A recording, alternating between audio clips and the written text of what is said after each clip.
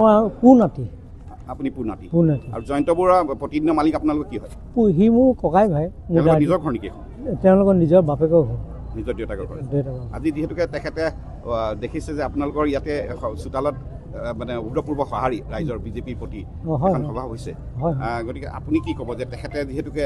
বিজেপিৰ প্ৰতি আচলতে বিশেষ ভাৰ কৰি আছে জয়ন্ত বৰুৱা নহয় তেওঁৰ নিজৰ ব্যক্তিগত কথা কাৰণ পলিটিক্সত চবেই নিজৰ নিজৰ পক্ষ ল'ব পাৰে ডেমক্ৰেচি ৰাইট আছে গতিকে মই এটা পক্ষ লৈছোঁ তেওঁ এটা পক্ষ লৈছে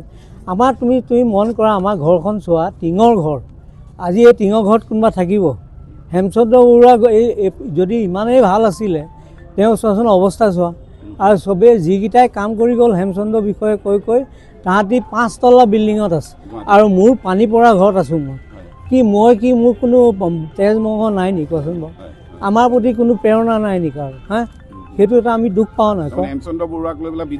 বিজনেছ কৰি সেইটোতো স্বাভাৱিক কথা চবেই গম পাইছে এতিয়া আপুনি বিজেপিৰ পক্ষত আছে মই পূৰা কমপ্লিট তেওঁ কাৰণ এই মানুহটোৰ এনেই বদনাম উলিয়াই ফুৰিছে চাইছোঁ যদি কিবা বদনাম আছিলে তহঁতি কেছ কৰ কেছ কোনো একো কৰা নাই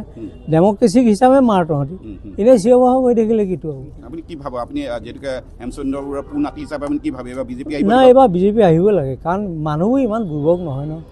হয় মোৰ কিন্তু 100% আহিব যেন লাগিছে আজি আপোনাৰ চোতালত মিটিং হৈছে কেনেকুৱা লাগিছে মোৰ ভাল লাগিছে এতিয়া বাকী ঘৰৰ মানুহখিনিয়ে বেয়া পাইছে অলপ মোক বেয়া পালেও মইতো ক'ব নোৱাৰোঁ মইতো ক'ব লাগিব দুই এষাৰ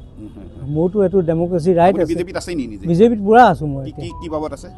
মই এতিয়া এই গোটৰ প্ৰেচিডেণ্ট আছোঁ গোট প্ৰেচিডেণ্ট 170 নম্বৰ খণ্ডৰ মই গোট প্ৰেচিডেণ্ট